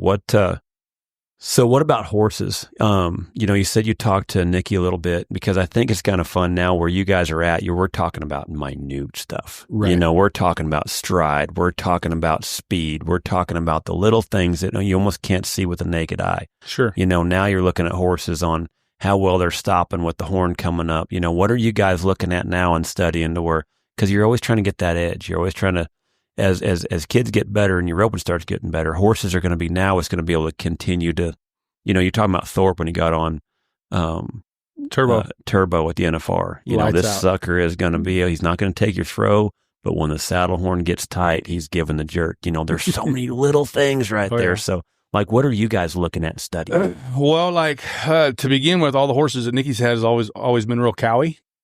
Now, I think, and I'm not saying you can't do it on a cowy one, but Nicky likes the ones that aren't as cowy, meaning those ones that really, really cow down, they want to lean in the turn. One that's not so cowy that you can just kind of control around. They stay more up and round. He likes that better. And that's not always possible to get that done, but that's kind of what we're looking at. One that can run and then you can control it, that's light. But the speed is nowadays is crucial because the headers are so fast. I mean, you can't, if you're on a slow horse, you got to get too good a start and you shove the steer left. I mean, you got to have one. Can't outrun the rope. You know what I'm saying? You got to have one. Mm-hmm. The heel horse has got to be, I don't want to say as good as the head horse, but he's got to have he's got to run. Mm-hmm. I just almost think he has to. Because I think you're exactly right. If they're slow, you're going to shove the steer trying to get a good start because you can't outrun the rope. But they've got to be fast enough when the rope comes on to still be able to get around the steer and find that first shot. And the Cowyer horses are, if you're back here, you need to get around the steer to heel him on the first hop, and then they go to shutting down, and you know what I mean? You're not where you need to be, and that's kind of where me and Nicky's at right now as far as... Do you feel like sometimes, too, when they cow away to the steer, do you feel like they flatten a little bit as well? Sure. Oh, yeah, for sure. Mm-hmm. And stay and running up underneath themselves. Exactly. Yeah. You want them running up and up in the front end and down in the back end if possible. Mm-hmm. That's what Chris Cox says, man, learning how to ride a horse from the back to the front. Yeah. Keeps the butt down, the shoulders up, and... You know, there's so much of a need for that. You know, it almost has to be natural for that horse to do that. Yeah, you're not going to teach to do it. Because they got to have if you've got to do that and try to heel, it's pretty dang tough to do. So you're looking to see what that horse can naturally do. What? Yeah, and trying to find that horse that can do that. You know, that's kind of where we're at in life right now versus the roping. I'm past that with him. I don't want to say he's got it down, but you know, he's just looking for that horse that'll give him that good, easier shot. You know. What do you feel like his ability for wins and losses are? You know, because there's so much to that mental game. And we talked about it earlier that, man, when you look over there and Kaleb Driggers is there and he spends you one for money and he just annihilates them. You know, that assassination that he's got just naturally built into him. It's awesome to see. But was that something you felt like you kind of had? Did you have to do some coaching here and there? What was some of the things you felt like you had to battle with him to learn how to be ready for those situations? Well, Clay Smith called asking to rope at some roping where they entered 3 times like 2 years ago. So he's been roping with Clay for the last 2 years at the Jackpots and stuff. And they've won good at them or whatever. But at first, I asked him that. When the roping was over with, I think they won the roping or whatever. I said, do you get nervous healing for Clay? No, he makes it so much easier. It's easy, man. I said, it doesn't bother you. And he's like, no, I know he's going to lay him up and I'm going to get a good, easy shot at him. So it's almost a relief versus... So the kid's weird, man. He really is. He looks at things so different than... That's the way you're supposed to look at it. That's the way you'd look at it if you're our age. That's what I'm saying. That's why I'm thinking he's a little odd on that. Like, but that's the way you're supposed to. Sure. I mean, if you're going to coach him, that's it. Because, like, man, I got the good one. This is the one I want. Why would I not? And it's going to be easy. It's just going to be easy, yeah. Instead of being like, oh, can I, whatever. Talk about not getting in your head. Looking at, he avoided all the noise and went right to the goal. Right that's to awesome. the goal, yeah. And that's cool. That's not taught. That's in you. You know what I mean? I didn't teach him that. Well, it's in him. That's pretty cool to see that. That's awesome. Yeah. That's amazing. Because, man, how many think of how many kids have just heard that for the first time ever that don't think that way. Sure. They never even thought of thinking that way. Right. Yeah, because the amount of headers that made healers was a lot. Sure. Because you get the top headers are going to have the top healers, and the top healers are going to want the top headers because they know where they're going. Sure, yeah. They know where the football is going to hit, right between the numbers, where you're going to hit right in stride, where you can outrun the defense. You know, you got the guy that's going to put the steer where you know you're going to win time and time and time again. Sure. And to be able to know, like, at 16 years old, tell me that. This guy's going to, why would I not want to row with this guy? Right. He's like, no, there's no pressure at all. He makes it easy. Because if you're going to be able to heel behind Clay Tryon, who's very intimidating. Oh, is he? Very intimidating. He's going to win. Intense. I think that's what Tyler said the other day. But he's a lion amongst, you know, a lot of sheep and a few other lions. But like he wants to win, and nothing's going to hold him back from winning. Sure. So there's a certain amount of intimidation at a young kid, and to be able to say, well, why wouldn't I want to heel with this guy? Right. That's pretty badass. But then again, they were raised up around all the that's guys true. too. You know what I mean? True, it's not like we were when you just, you know, you had him in California or wherever, and he hasn't been around nobody, and all of a sudden you just show up on the scene and all the badasses are there, and you might be a little intimidated, but he's been raised around them. And that might be what it was, where you almost desensitize him to those guys, to where then, well, yeah, why wouldn't you want to rope this guy? Yeah. I've watched him forever. This is the guy that freaking wins. That's pretty cool. Yeah, no, I love it. Yeah. So, well, one of the things that I love talking about too is ropes, because, you know, when you got a 9, you say about 9, he started healing 9, 10. So, kids are not developed. They're still young kids. Their Sure. arms are still real skinny and not as strong. It's not like you can take one of Jet Johnson's heel ropes and just throw them right there to his hands, Right. So what was the heel rope lays and stiffness that you used back in the day? And then what did you start Nicky off to where he's at now? I used a medium hard. The steers were obviously bigger back in my day, but a medium hard. And then Clay Cooper, he started using a 7/16 scant, which was like not huge, but huge. Like I've got a rope on the wall that I won the BFI with. It's a 7/16 scant, but it would hold on the saddle horn. So we got to use it on. And the steers, slower hops and longer hops. So you didn't have to have the rope speed that they do now, per se. But I never thought about being able to keep it on the horn. Oh, no, you got more rope to hold the horn. You could hold it. And it was like way better than What was the size? I mean, 6 to 750? Cattle? Yeah, 600 anyway, 550. NFR was like the first year I went to NFR. It's like they've just had them turned out. There's no practicing. We don't run them. They run them through 3 times at the Thomas and Mack. And if they got caught, they got turned. If they didn't, we had a rodeo on them. There was no conditioning them. Yeah. And these suckers are huge, man. It's like, wow. So they've kind of narrowed down. They made the sport better, but I don't want to say it's easy by no means, but those steers evolved. Evolved, yes, to make the sport better. And they put on a better show out there because of it and all that. Nicky, I just started him off with a head rope, just extra soft. Went to soft. It got a little stiffer as he went along. I know Kurt Matthews, and he hooked him up with the ropes for the longest.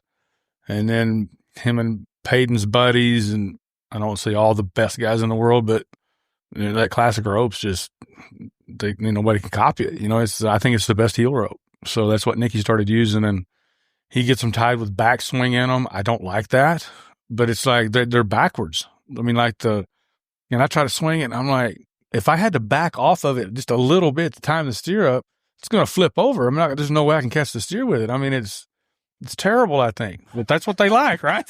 And then I watch him use it, and I was like, well, I can't argue with it, I guess. But Yeah, that back on there, man, for a header, and I'm a header, and I've got a header swing, and man, that thing will knock my hat off faster than anything. I don't like it at all. It feels terrible. I said, "You like that?" He's like, "Oh yeah." What's his theory on how much he likes that much backup? Well, it just helps him get it to the ground, get the rope on the ground, Bottom strand. And he swings faster than I did. He's got more revolutions on his swing, and I don't ever see him ease off of it. It's like he's on the gas pedal with it all the time. Like he just learned to rope. He's just better than I ever was at it. Really, just as far as riding, just all of it. He's just better. Well, man, it's been fun to watch. I know he definitely put some bottom on that thing. It looked like with him and Ketch in that last round with a 4/8 PFI. How about that, right? But man, talk about that group of young kids coming up. Holy smokes, there's crazy. A bunch of them. It's crazy, plumb crazy. I think it's cool to see, like, for the 90s guys and some of the 2000 ropers now starting to come up, and now you're starting to see their kids come up. Nicky's coming up. You see Ketch Kelton, Chance's boy coming up. Seeing the Tryon boys coming up. I mean, there's a group of them that. Well, all their dads have been there and done it, and they knew what it took to do it then, and they've instilled that in them. And it's like they've progressed and got better too. Talking about the dads, and they've put that into those kids, and those kids take that and put their own twist on it, and they're going to make it better than their dad was. I feel like. Oh yeah. It's just the knowledge of it. When I was young, I knew how to rope. Obviously, my dad roped, but didn't really. You got to sharpen that pencil, man. It's a sharpening deal all the time to get sharper and sharper, and these kids are not scared to try something. You know what I mean? They're not scared to push the envelope a little bit, and I can do this. I know you couldn't, but I can, right? Or whatever. Yeah, because they're in that real confident stage. Yeah. If they lose, they still got a house. Yeah. Still get to come home. Yeah, exactly. There's still a way home. Exactly. So it does get real when things turn into life, but that right now there is none. It's all about winning. Yeah, it's all about winning. I think where they let them kids have that free reign the other day over there at, I think it was the Patriot and that Ketch Kelton, and they were just going at them 3-2. Yeah. I think 326, 325 or whatever. Yeah. I think you could throw in the box and you could crossfire. Yeah, exactly. But I thought it was cool though. Let them kids free sure. play. Let them go rock it on and like I say, pushing that envelope. Yeah. And that Camelot might be the best crossfire guy I've ever seen. I mean, he is like, he's handy with it, like really, really good with it. I don't like it. What do you think about letting them do that at that age? Do you think it do you think it kind of grows the sport to where it puts a little flash out there and grows it? Or do you think, man, that's because I think, in my opinion, that the Crossfire is almost one of the easier shots. It is. And the first and second shot is the hardest because there's so much more riding and a header. But then is it just fun to let them go rope? No, I think it's fun to do it. And just once a year at BFI, I think so. I have to go ahead and do that. If you're in the average, you're not going to do it. And if you're not, you're going to. Unless you're Joe, you're just going to try it on anyway. Try it on anyway, yeah. But no, I just don't. I hope they don't ever take it out because I think it'll ruin team roping. Because it's like you said, the hardest part for a heeler is to be in the first and second jump. Mm-hmm. For that to be an easy shot for you, that's more difficult than semi-crossfire and one crossfire. Yeah. Because if you just lay that rope down there at the right time, they'll swing right into it, and it's not really, just like that shot you're talking about in the short round. I mean, Nicky heeled that steer, and when he switched, it pulled it up all the way over his belly, and he got him up down there, the equator, way deep up in there. And I think Camelot had a picture on there. I seen he did the same thing, and I just think it takes the art of team roping out of it to do that. And if it's allowed, you got to do it to win. But just don't eliminate it. You know what I mean? I can see what they kind of do with some of it. Well, they kind of test it in those events because everyone talks about just eliminating it. Right. Well, it's kind of good to see what happens when you do. There you go. I know the and in my opinion, I think one of the reasons why the Crossfire shot is so hard is because you got judges that don't team rope much. Sure. But I think they're getting a better eye for it. I still think that if they had instant replay, their eye would get so much better for it because they get to see it in slow-mo. But at least I would say it's the last couple of years. I mean, they've let a few of them that are kind of close, but I'd rather see them letting a few that are close by than like an easy first. Like that was an easy first half shot. He flagged them out for Sure. it. Yeah. Yeah, for sure. But it's kind of good for all the critics to kind of see, well, this is what happens if we let it go Wild West. Right, exactly. Yeah, and then it just takes away from the art and the skill, of the roping to totally get rid of it. And I think people think it's cool, like say that BFI, because they don't see it often. I agree. And then they get this week, oh, wow, that was really cool. But no, if it was that way all the time, you would just take away from to it. It really would. I don't think you would. I don't think we'd like it. Yeah, I agree with that. Well, man, with all these events going on, I know you've been to all of them, and I'm talking junior events. I know you've been to all of them. I get a lot of DMs throughout the year. I get a lot of parents out there at the clinics talking about the best places to take their kids. What do you feel like team roping wise? What do you feel like are some of the best ones? Because I know you're sharp with money. If we're going to pencil this out, these are the ones that we like to go to because the money's there, the added money's there. What are some of the best ones throughout the year that because like I say, you've been to all of them. Which is the ones that you recommend? The WCRA has one in Guthrie once a year. It's really good. When is it? Shawnee, the one in Guthrie. Oh man, if I can't remember the dates on it. I can't remember if it's July or August. If I remember, if it's the same one I'm thinking of. Yeah, no, it's the one you're talking about. But I think you're right there because Shawnee's in July, and the other one's a month before, so it might be June. Maybe is when it is. So June, that one there's good. The one in Shawnee's good. The one for team roping wise, the one in Gallup used to be really good. The best of the best. But they say it's not anymore. And I've never been to that one. We never did go.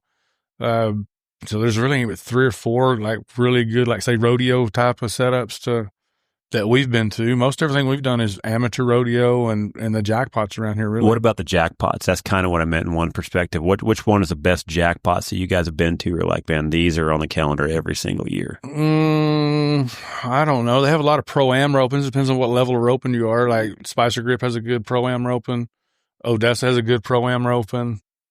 But like, would you say it sounds like what Thorpe and them are doing with their youth event. That one, see, that's one of the best ones for sure. And that's the only one that's like that. Yeah. The Patriot's good too. Patriot. There's a half a dozen, junior 7 BFIs. Junior BFIs, and there's a lot of opportunity for them for sure. And for me to just sit here and remember all the dates of when they happen and stuff, I just can't tell you that. It seems like this spring, it seems like with Thorpe and T. Wade's event, it seems like there's about 3 weeks right there where those junior events are really good. Yeah. Those jackpots are real good. To get a lot of roping done for sure. Yeah. What about financially? What's some of the things, because this kid's won some money throughout his, probably starting 10? Maybe 11? Yeah. What is it there? Let me just say he started paying taxes at 12. 12. And it's been 250,000 years what he's been winning since he was 12 years old.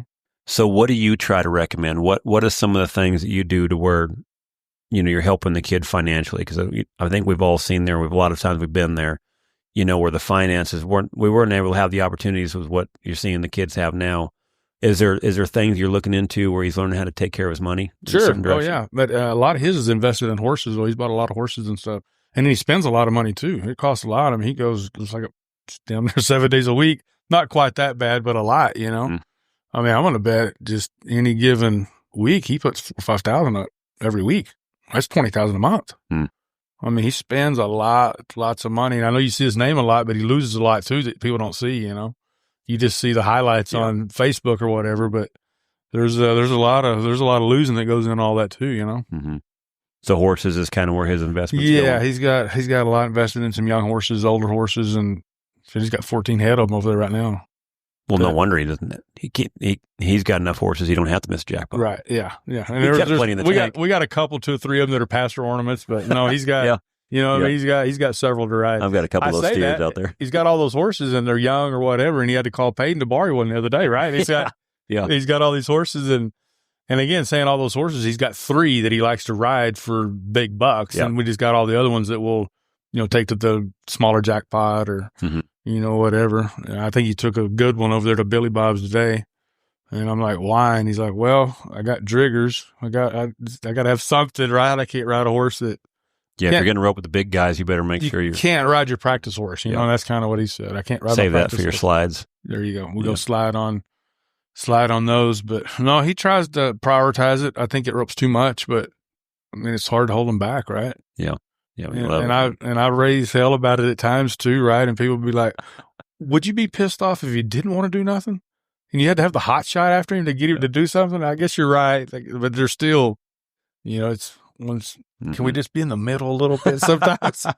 Totally get it. You know what I mean? Oh, yeah. I've got a little girl that's like, we're going to have to put a curb strap on her early. Same thing, what you're talking. And then I think my boy, he's going to be more prone to probably fly a rocket ship to Mars with Elon. He's probably going to be better off. And he might, but he knows he might even come to love it later. But it looks like, there's a certain, at that age where he's at it seems like that his mind's going another direction. But they always say you never know. No, you don't. Competition is what's bred in boys. And yeah, I think Colby Corkle, I don't think he really ever cared about roping either the last couple, maybe 3 years now. Mm-hmm. When he was little, he was just didn't really always roped and stuff, but I think he craves it now. Mm-hmm. And before he was just, I'll rope a little bit or not. And now I think he's all in. What who's he roping with now? I know San Angelo. He's got Clay Trine at San Angelo, and then James Arviso after that in California. And then kind of what's the plans and goals you feel like he's got going on for 2025? Well, he would like to make the NFR is what his goal is, but, we missed all the big rodeos, and I think he's got 5,300 one right now. So when you talk about missing these rodeos, he just got his permit in November.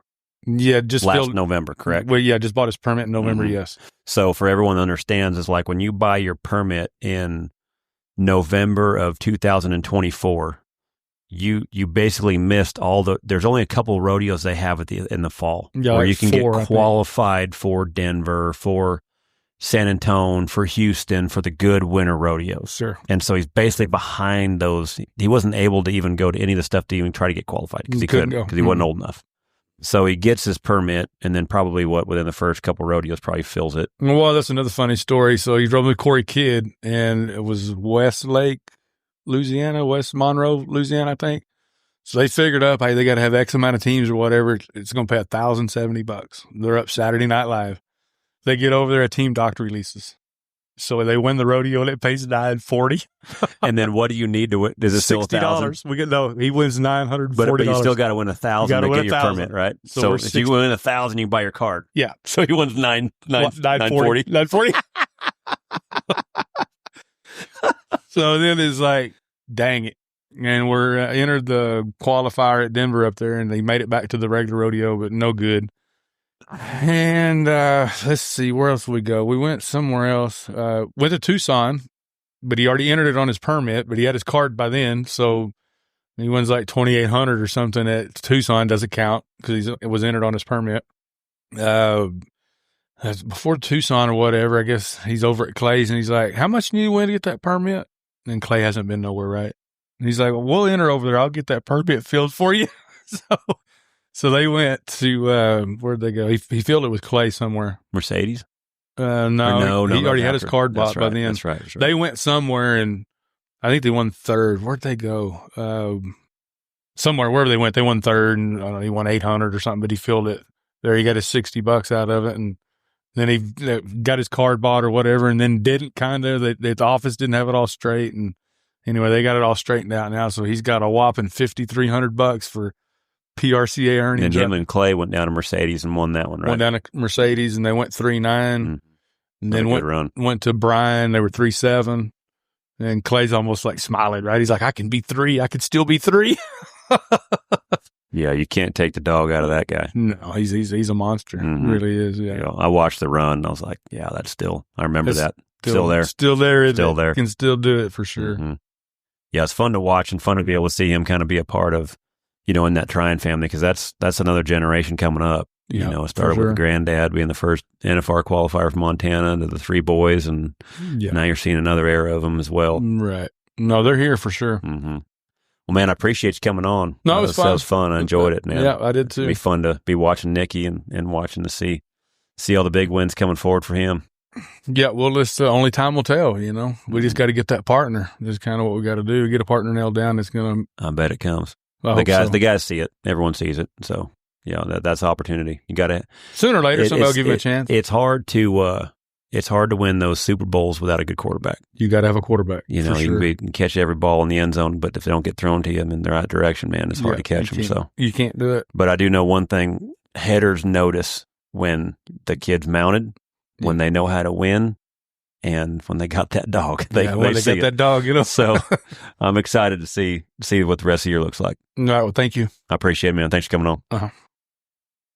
If you're interested in coming to a clinic this year, my 2025 clinic schedule is posted on charliecrawford.training.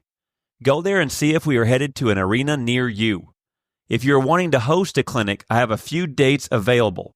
March 7th through 9th, March 28th through 30th, May 30th through June 1st, July 11th through 13th, August 29th through 31st, September 12th through the 14th, September 26th through the 28th. My October is open, and November. All the details and the easy sign-up form can be found on my website under the Clinics tab. If you have any questions, email me at charliecrawfordtraining@gmail.com.